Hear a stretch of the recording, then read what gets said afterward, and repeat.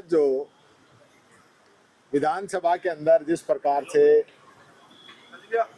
अभिभाषण, मैं ये कहना चाहूंगा कि अभिभाषण नहीं है, ये झूठ का पुलिंदा है और जिसका वाचन महामहिम से इन लोगों ने आज यहाँ पे करवाया है।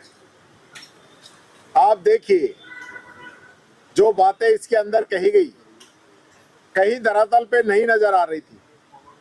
जहाँ किसान की बात कर रहे थे और ये कह रहे थे कि हमने किसानों को खाद और डीएपी दिया है, वहीं किरोड़ी लाल जी मुस्कुरा रहे थे। कहाँ दिया आपने, वो तो सारा फर्जी था, खुद मैंने पकड़ा है।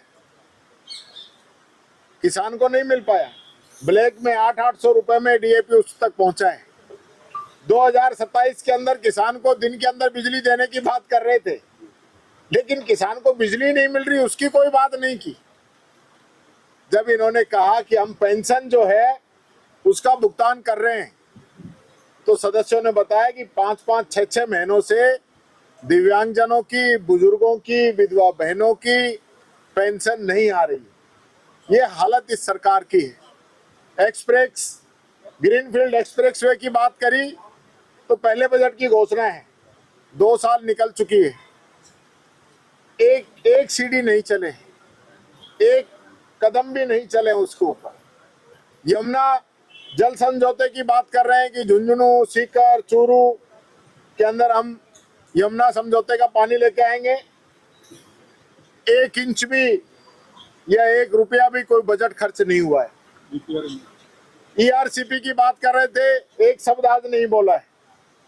इंदिरा गांधी नहर की बात कर रहे थे, पहले से कम जो है बजट खर्च हो रहा है और पूरे साल किसान धरने पे बैठे रहे।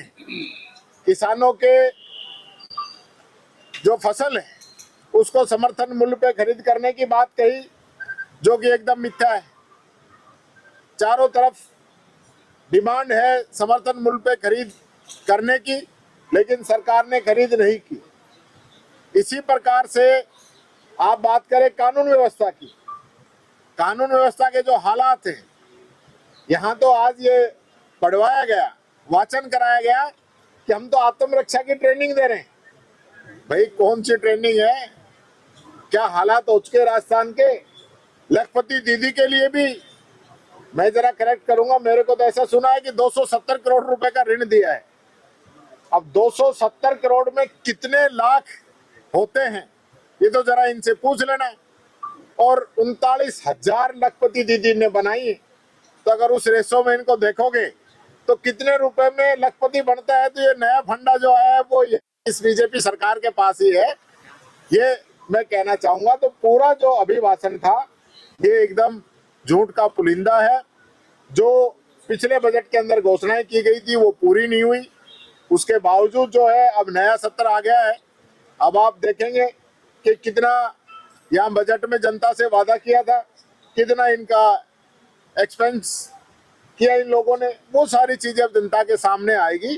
तो ये सरकार जो है एकदम फेल हो चुकी है और जो आज भी जो आंकड़े यहाँ पे पेश किए हैं वो गुमराह करने वाले आंकड़े थे, ये मैं कहना चाहूँ।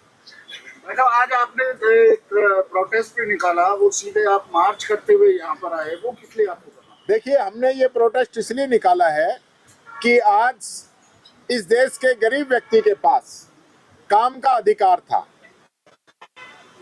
वो काम का अधिकार, वो एक्ट अब खत्म कर दिया गया है। ये जो जनता को गुमराह काम करने का जो काम कर रहे हैं, अब बीबी ग्राम जी जो योजना लेके आए हैं, वो जो योजना है वो स्कीम है, वो एक्ट नहीं है। एक्ट पहले था, उसको अब खत्म कर दिया गया है।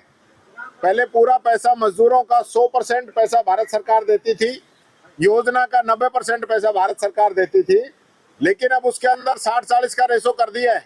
मैं पूछता हूँ इस सरकार से, क्या ये लोग 40% हिस्सेदारी देने के लिए तैयार हैं क्या? इनके पास संसाधन है क्या? पहले ही हर एक राजस्थानी को 1 लाख के कर्जे में इन लोगों ने डुबो दिया है, तो आगे ये मनरेगा को चला पाएंगे क्या?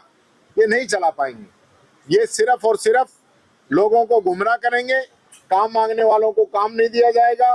पहले काम जो है गांव के आधार पे किया जाता था, अब भारत सरकार तय करेगी, दिल्ली में बैठे हुए लोग तय करेंगे कि किसको क्या रोजगार देना है। नेट और रोजगार सहायक इनको तो हटा ही दिया जाएगा, इनकी पोस्ट ही खत्म कर दी जाएगी और यहाँ की जो मनरेगा की जो लेबर है उसको ठेकेदारों को दे दिया जाएगा। ठेकेदारों के थ्रू काम होंगे और जो मजदूर का जो हक था वो खत्म हो जाएगा। उसको 12 महीना में कभी भी वो काम ले सकता था, अब 2 महीने की बंदिश रहेगी कि वो 2 महीने तो उसको काम ही नहीं मिलेगा। अब आप देखिए अपना राजस्थान का जो एरिया है, कई इलाकों के अंदर खेती होती नहीं या कोई दूसरा बिजनेस ही नहीं है, दूसरा काम ही नहीं है, वो लोग कहाँ जाएंगे।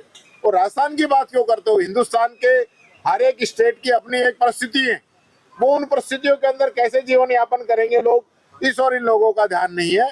तो ये मैं कहना चाहूंगा ये बड़ा गंभीर इश्यू है, इसके लिए हमने आज जो है मार्च निकाला है और मैं समझता हूँ इस सरकार को सद्बुद्धि आएगी, क्योंकि अभी इन्होंने इसको मुद्दे को ठंडा करने के लिए 6 महीने के लिए इसको बढ़ा दिया है कि हम 6 महीने बाद जो है बीबी राम जी को लागू करेंगे, लेकिन आज ये नहीं कह रहे कि हम इस स्कीम को ही बंद करेंगे और मनरेगा को जारी रखेंगे। ये सिर्फ गुमराह करने का काम भारतीय जनता पार्टी की सरकार कर रही है, बात कहना चाहूंगा।